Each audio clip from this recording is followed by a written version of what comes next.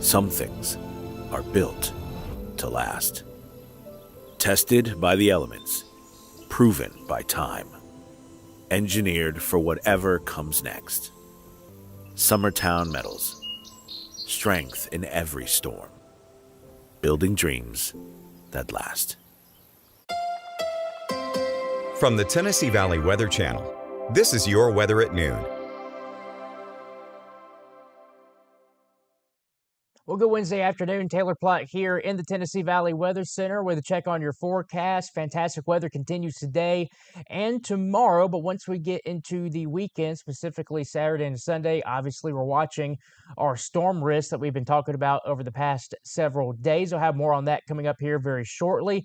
First off, let's dive right into your forecast, starting off with the Arctic Air Skycam Network, taking a look at Lawrenceburg, Florence, Pulaski, and Cherokee. Notice Cherokee got a fire going on down there, seeing some of that smoke all the way down into the right corner of the screen there. Also notice how it doesn't really quickly levels off. A little bit of a temperature inversion going on down there. But all in all, looking at fantastic conditions across the area. You see abundant sunshine, even some wasps that are flying around the Florence camera right now over at the campus of the University of North Alabama. Taking a look at our temperatures on the board right now, everybody's still in the 70s, but we'll eventually get into the lower 80s once again today. 73 currently in Fayetteville and Lewisburg, also Lawrenceburg at 73, 77 at the Huntsville International Airport, 78 in Decatur, 77 in Athens, and 78 degrees over there in Muscle Shoals. Live Viper Radar Network still going to show absolutely nothing around right now. Just a little bit of ground clutter across parts of northeastern Madison County, but that is it.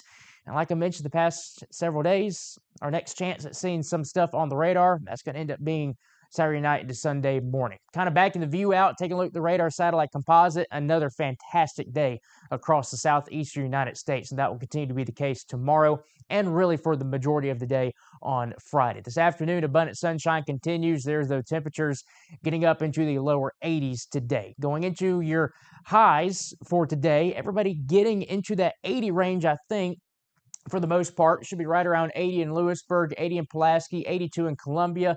Expecting closer to that mid-80 range across northern Alabama, 83 in Huntsville, 84 in Decatur, 84 down there in Hartsville and Falkville, and 84 over there in the Shoals. Your evening forecast, clouds continue to be non-existent going into your evening hours. That will allow our temperatures to plummet down into the lower 60s by the time we get into 10 p.m. this evening, eventually down into the lower middle 50s, so not as cool as we've seen over the past handful of nights. Maybe some patchy fog out there, but the wind should still be out of the northeast. You see over there in the left corner around 5 miles per hour, so that should keep most fog potential at bay, but still some patchy areas can be expected like what we've seen over the past several nights. Tomorrow, more of the same can be expected. Temperatures in the lower and middle 80s, 84 in Huntsville, 84 over there in the Shoals, 80 in Lawrenceburg, 81 in Columbia with abundant sunshine once again and winds out of the northeast at about 5 miles per hour. All right, let's dive into that storm risk. Obviously, this is our main focus over the coming days. I do want to note that the latest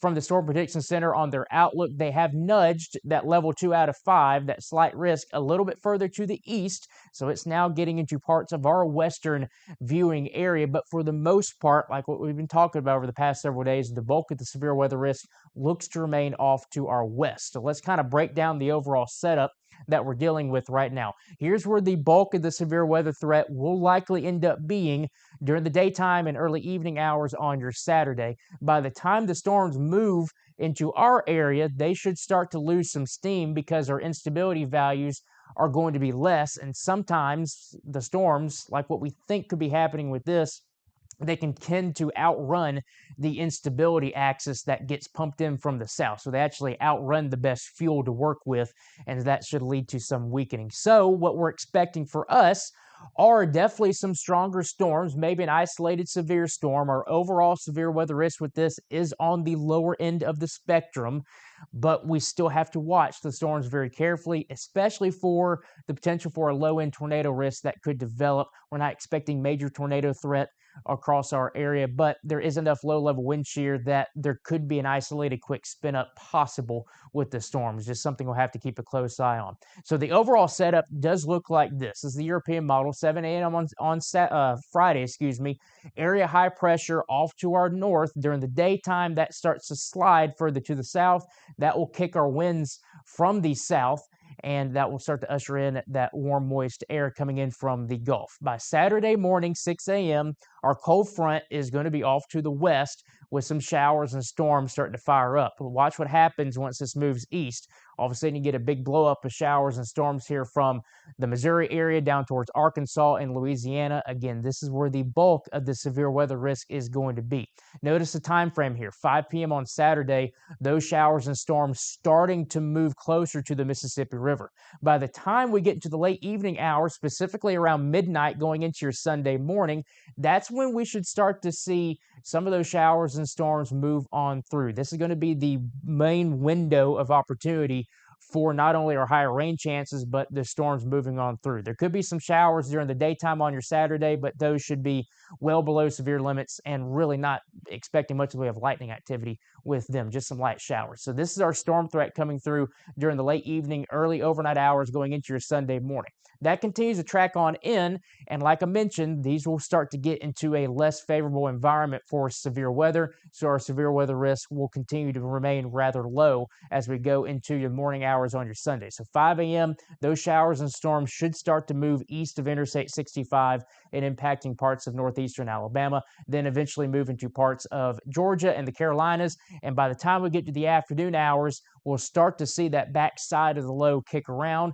still hanging on to some cloud cover potentially and some light shower activity, but for the most part, any storm threat by that point is completely over with.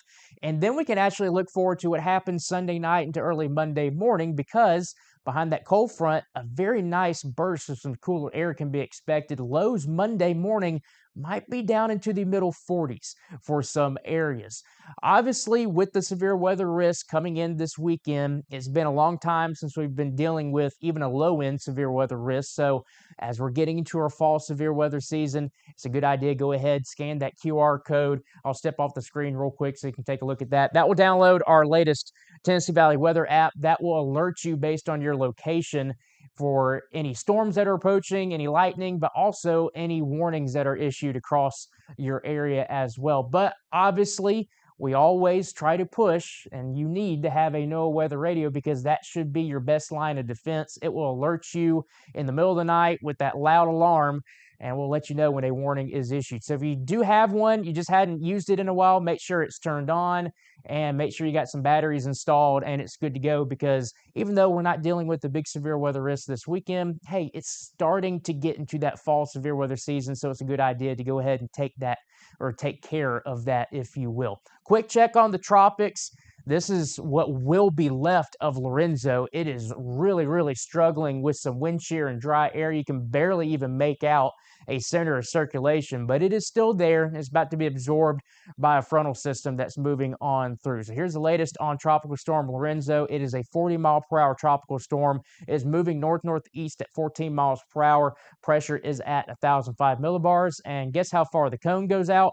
That is it. So the National Hurricane Center is anticipating this to be absorbed or just dissipate completely into that system that is moving on into the area that Lorenzo is in, I should say. Here's your 7-day forecast. Again, we're watching Saturday night to Sunday morning, so keep checking back for the latest on that. Fred Gossage will have more on that coming up at 5 p.m. this evening.